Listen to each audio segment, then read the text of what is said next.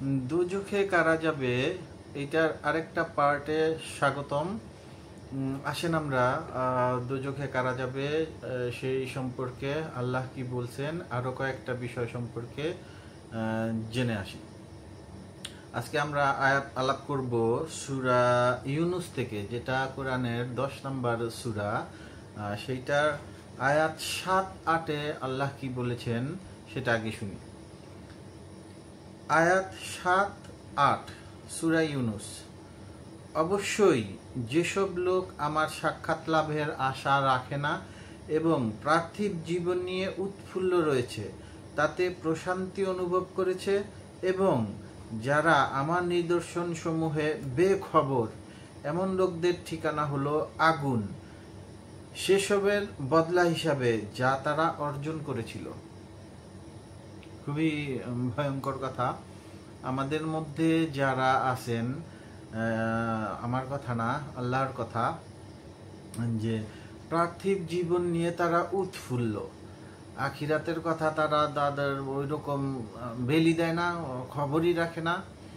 তারা পার্থিব জীবন নিয়ে খুব সুখে আছে, এইটা নিয়েই তাদের চিন্তা ভাবনা, ধ্যান জ্ঞান, ভবিষ্যৎ অতীত সব চিন্তা এই পৃথিবীকে নিয়েই, এই জীবন নিয়েই তারা উৎফুল্ল। তাদের কথা বলছে। আখিরাত সম্পর্কে তারা বেখবর, ওইটা নিয়ে তারা চিন্তাই করে না। তাদের জন্য আল্লাহ বলছেন যে তাদের ঠিকানা হলো আগুন, সেসবের বদলা হিসেবে যা তারা অর্জন করেছিল। এই পৃথিবীতে তারা যা অর্জন করছে এইগুলার বদলা হিসাবে আখিরাতে বেশ খবর হয়ে যারা পৃথিবীর পিছে দৌড়াবে, তার বদলা হিসেবে আল্লাহ তাদেরকে আগুনে নিক্ষেপ করবেন। আয়াত 19। যারা আল্লাহর পথে বাধা দেয় আর তাতে বক্রতা অন্বেষণ করে, এরাই আখিরাতকে অস্বীকার করে। আর যারা আখিরাতকে অস্বীকার করে এরা দোজখে যাবে এবং তাতে যারা চিরকাল থাকবে। এখন এইখানে কয়েকটা বিষয় আছে যে আল্লাহর পথে বাধা দেয়।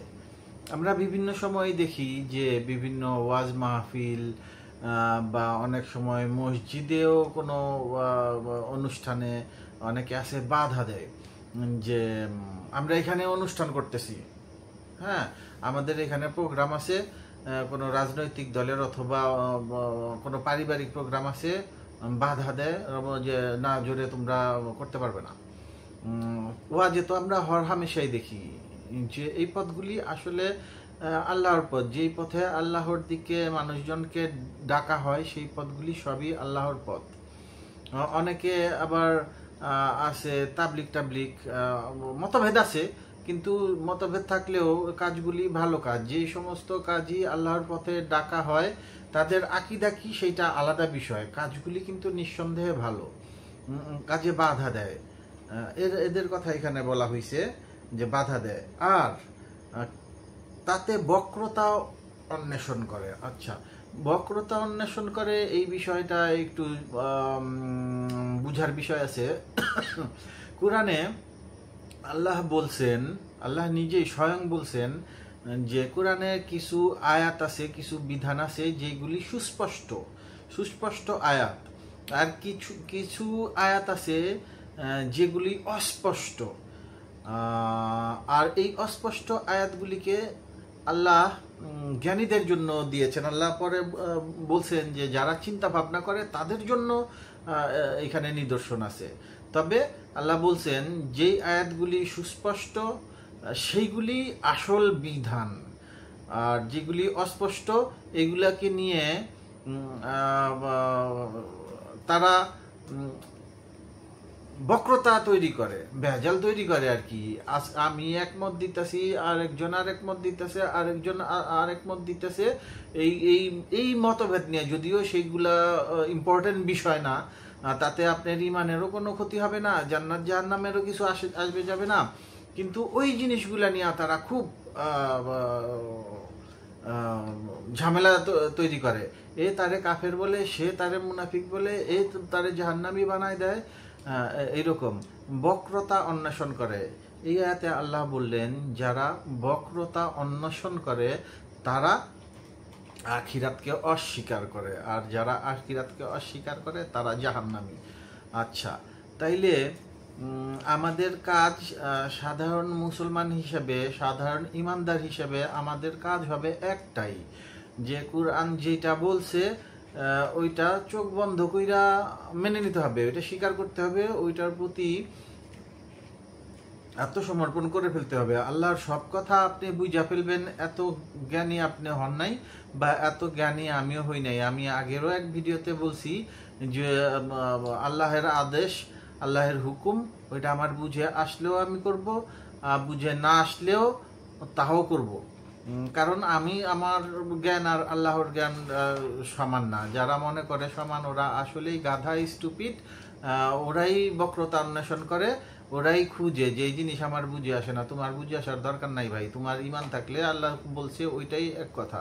তাইলে আমরা আল্লাহর আয়াতগুলাকে বিনা বাক্যে বয়ে, বিনা চিন্তা ব্যয়ে, বিনা কথা ব্যয়ে পালন করে যাব, এটাই আমাদের আসল কাজ।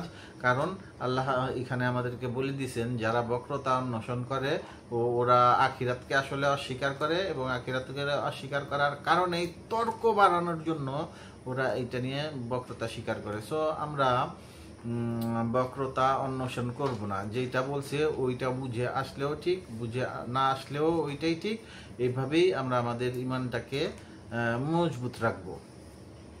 আর ওই যে যারা আল্লাহর পথে বাধা দেয়, এই আয়াত অনুযায়ী এরা জাহান্নামী।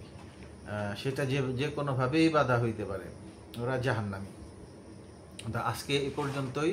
পরের ভিডিওতে আমরা কোন কোন কাজ আমাদেরকে জাহান্নামে নিয়ে যাবে, দোজখে নিয়ে যাবে, জাহান্নাম না আসলে দোজখ, জাহান্নাম দোজখের সবচেয়ে ভালো স্তর, কিন্তু এই কাজগুলি জাহান্নামের সবচেয়ে ভালো স্তরে না। এর মধ্যে অনেক কাজ আছে যে জাহান্নামের অনেক, মানে দোজখের অনেক খারাপ স্তরের কাজ। আল্লাহর পথে বাধা দিলে নিশ্চয়ই আল্লাহ জাহান্নামে নিবে না, তার থেকে অনেক খারাপ কোনো দোজখে প্রবেশ করাবেন। আমরা দোজখে যাওয়ার কাজগুলো থেকে বেঁচে থাকব, আর সেই কাজগুলো থেকে বেঁচে থাকার একমাত্র উপায় হচ্ছে কোরআন জানতে হবে। কোরআন জানতে গেলে কোরআন পড়তে হবে, আর একটা কাজ করতে হবে, সাবস্ক্রাইব করতে হবে। কারণ সাবস্ক্রাইব করলে আমার কথাগুলি অনেকের কাছে পৌঁছায়। আমার কথার মাধ্যমে যদি 2-1 জনও বুঝতে সক্ষম হয়, তাইলে এটা আমার জন্য বিরাট পাওয়া। আচ্ছা, ধন্যবাদ। আজকে এই পর্যন্তই। সামনের ভিডিওগুলোতে জাহান্নামে যাওয়ার আরও কাজগুলি সম্পর্কে আমরা জানবো, সচেতন হব। আসসালামু আলাইকুম।